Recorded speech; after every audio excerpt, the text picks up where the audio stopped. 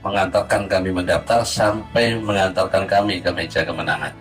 Sehingga ke depan, sekarang mereka juga saling bertukar pendapat, saling memberikan dukungan, bukan hanya dukungan saja, tapi kami akan tetap melakukan koordinasi yang baik, walaupun dengan tidak ada kursi ini punya kekuasaan di pusat, ya. Itu melalui Kaisang pengaruh kepada abangnya, ya kan? Saya juga lebih intel itu kepada yang baju putih sebelah sana itu. Jadi bagaimana? Oh, ini pun dari ayah.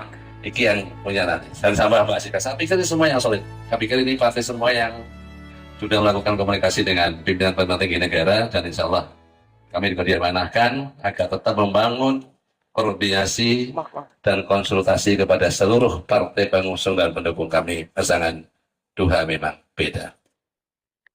Oke, udah. Setelah sambil main tadi, haus juga.